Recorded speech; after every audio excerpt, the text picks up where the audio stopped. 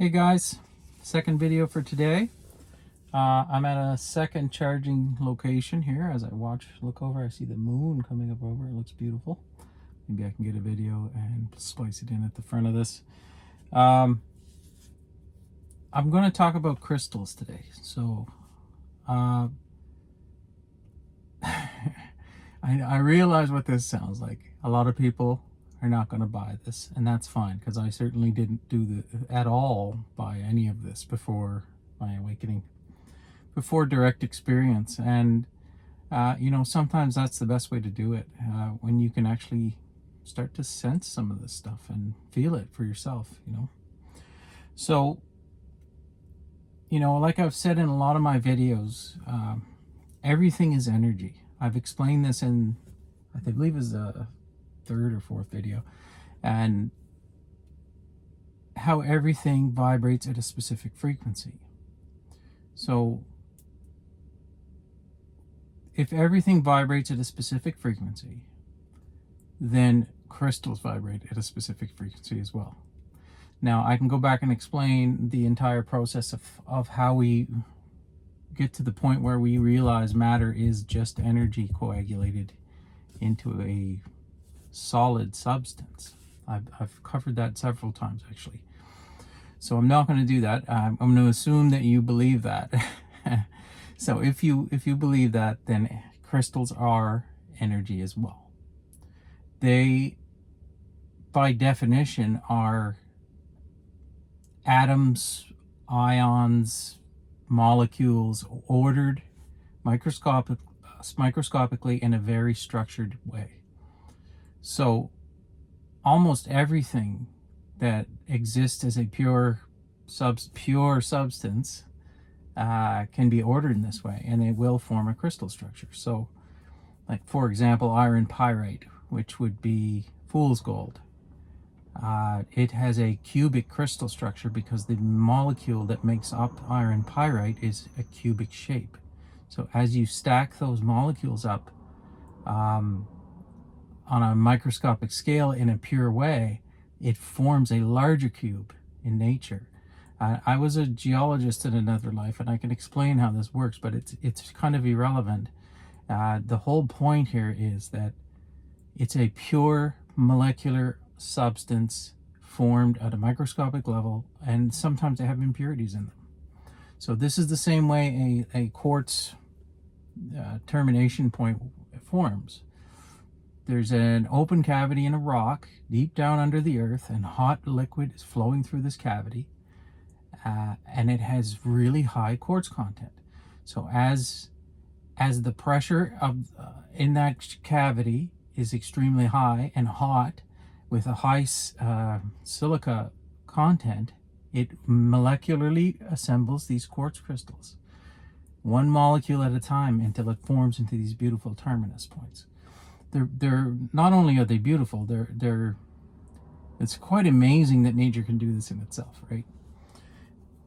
If you don't believe that everything is designed, So if everything is energy and it's vibrating at different frequencies, and including our body, and our goal to become awakened and enlightened is to raise our vibration higher as a whole, holistically. This involves removing low vibration things like toxins and adding high vibration things like clean, high vibration water, for example. So anything you can add to your environment that either removes any of this low vibrational energy material, or adds a high vibrational energy to your environment, is going to be beneficial. It'll raise your entire vibration at once. Not at once, but,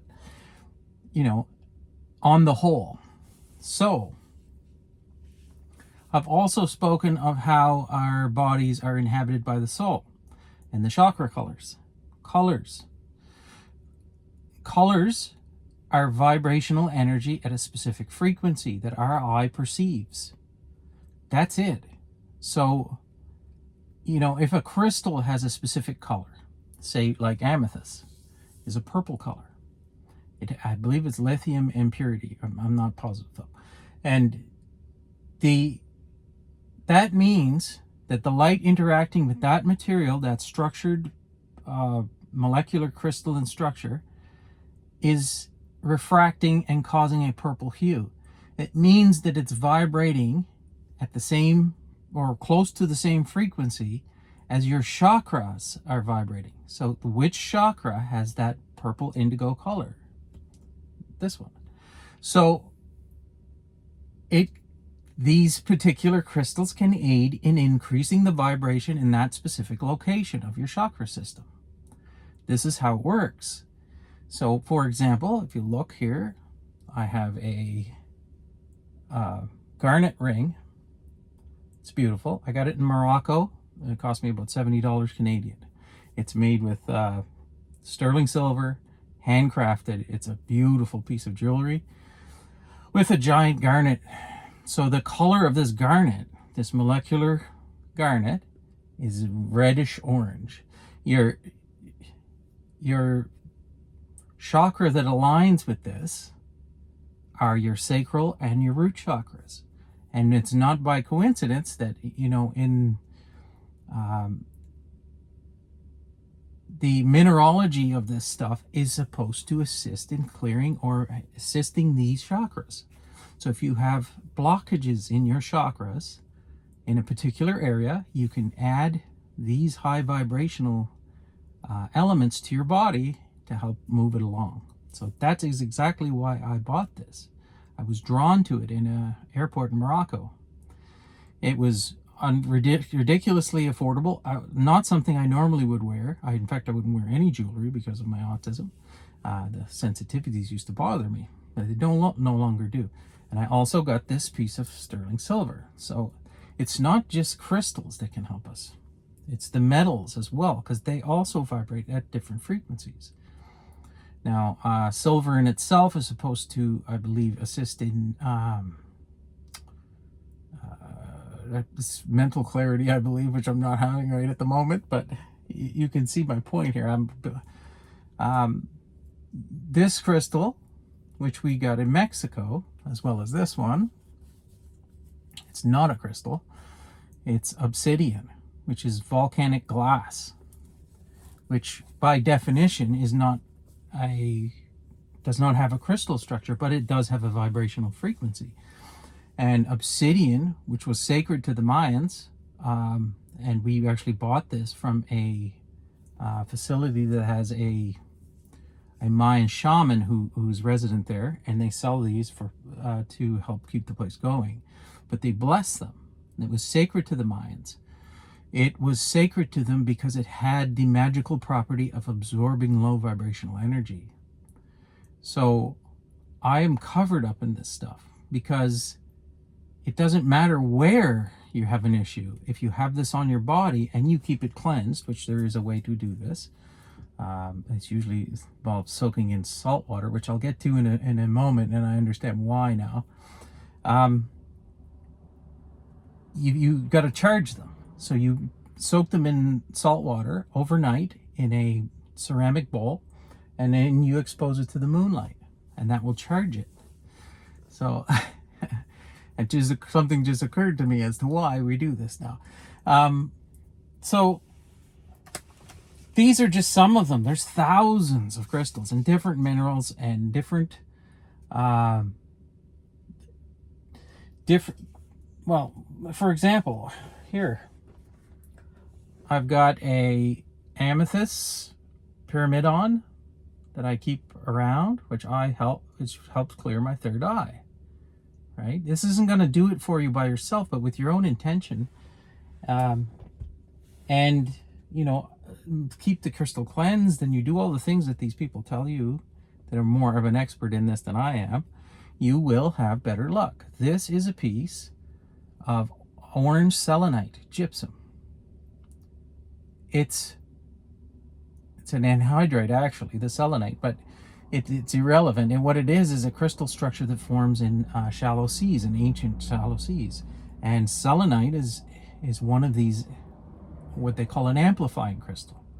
So you can use this to amplify the properties of other crystals. So you can use them in combination. Now we have my citrine from yesterday's video, which is beautiful, which is a quartz with a specific impurity. And you have, here's a piece of actual selenite. You see how much crystals I have just kicking around here. This is just what I found in the car. There's another amplifier. And then you have things like this. This is a bottle stopper from the 1700s that Amanda found while we were beachcombing and looking for sea glass. This was an incredible find. It has a crown from the French government. So it's probably from a shipwreck. So this was handcrafted glass. So like obsidian has the similar properties, but this was handcrafted by a human in the 1700s. And now we have it, you know. What are the properties of this? Plus this beautiful little light green color that it has. So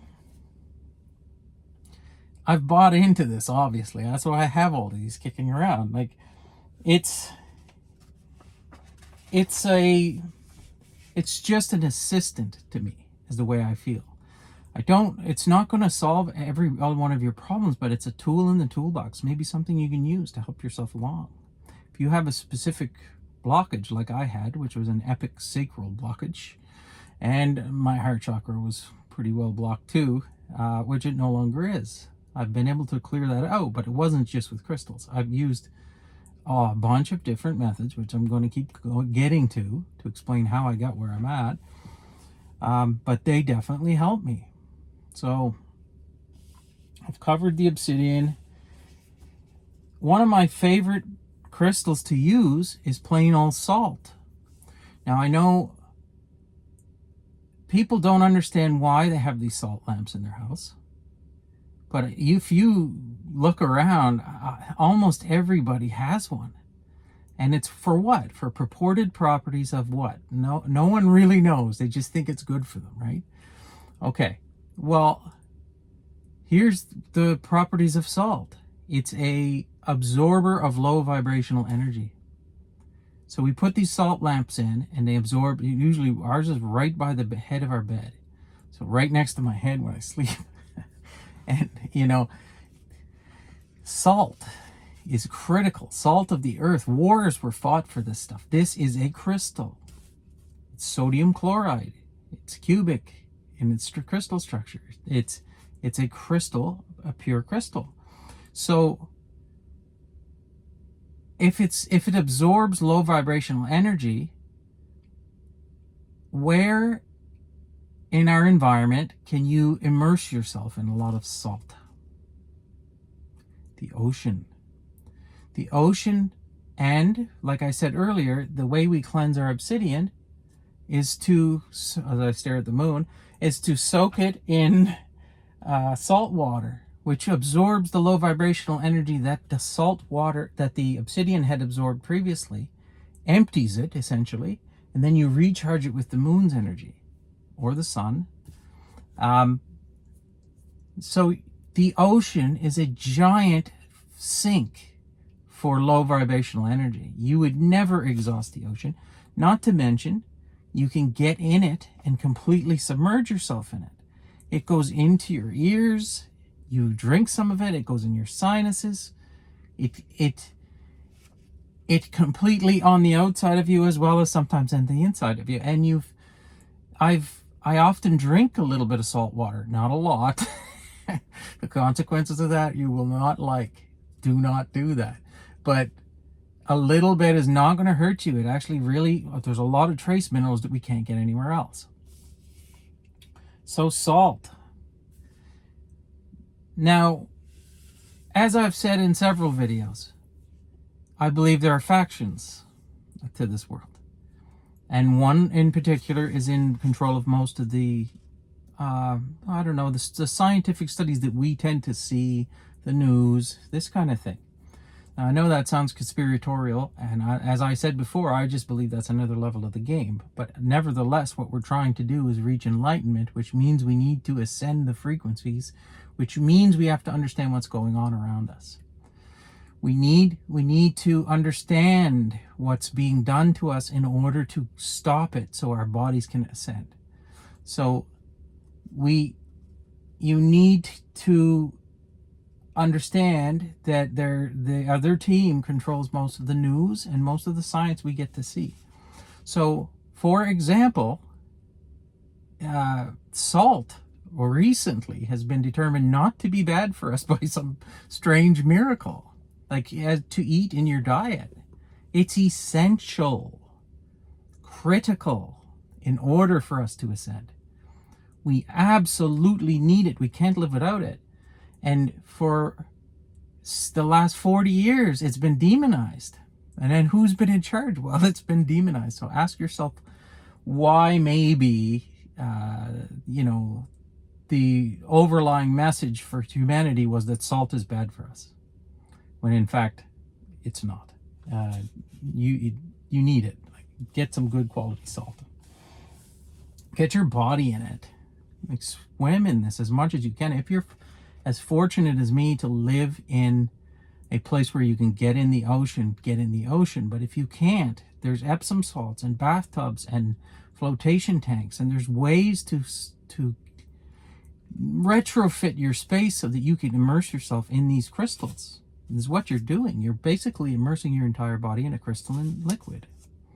And I mean, I can't express how good that is for you. Have you ever seen someone crying in the ocean or upset? Like there's a reason this low vibrational energy can't survive in that environment. You got the sun on your skin, you're in the ocean, and I don't have a care in the world when I'm like that. And that's the reason why. It's so good for us.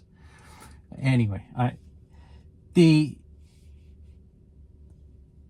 other thing that I thought of was the wave action of the ocean.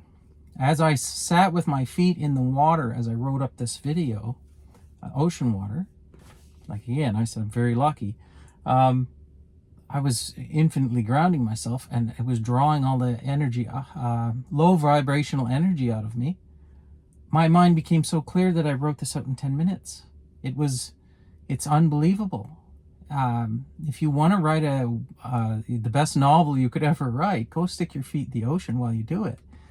I was doing that, and these ideas came to me, and that's just attests to the power of this stuff. And it's free if you have it near you. And the wave action of the oceans, as I stated in one of my other videos, is incredible. That's a frequency. It's up, down, waves and troughs. This is sinusoidal waves.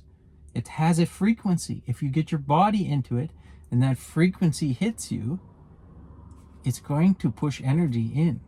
It has no choice. So like I said, when we were in Mexico, I used to love to sit with my back to the waves and let these washing machine action go right over my back. And as I can sense energy, I could sense this wonderful energy rushing into my body. So, it reminded me of something else. When I was a young man, with my brother-in-law, we used to do salmon stream restoration here in Atlantic Canada. And I thought of something when I was sitting with my feet in the water, and that we had to measure the frequency of the river. So what this job entailed was putting in logs into the river to make salmon habitat. But you had to do it at the frequency of each stream, because they have a snaking motion, a frequency. So you had to put them in the bend of each trough of the river as it snaked its way through the environment. If you didn't, it would get buried immediately, because you were trying to go against the natural state of that river, the frequency based on the volume of the river and the speed at which the water was traveling. And if that doesn't tell you that water is pure energy, I don't know what would. It's absolutely has its own frequency. So I think that's pretty much all I have to say about it. It's an incredible thing when you start picking this stuff up, and you're you start to become more attuned to this energy. You can start to notice it. Like I can feel crystals in my hand. And some crystals are incredibly powerful. You'll feel them as they approach your skin. And as you remove them, you feel something else. And they all have different properties. This is a rabbit hole that you could go down for your entire life and never figure out. So, I mean, I haven't done that. I've just done the basics, and you know, I've been extremely pleased with the results from this stuff. So, we'll leave it there for crystals. And that's crystals. I'm not sure what I'll talk about tomorrow, but it's the weekend, so I'll probably take tomorrow off, and then Monday might be food, because that's also critical. Anyway, as I always say, I hope this video finds you well. I love you all, and we'll see you tomorrow.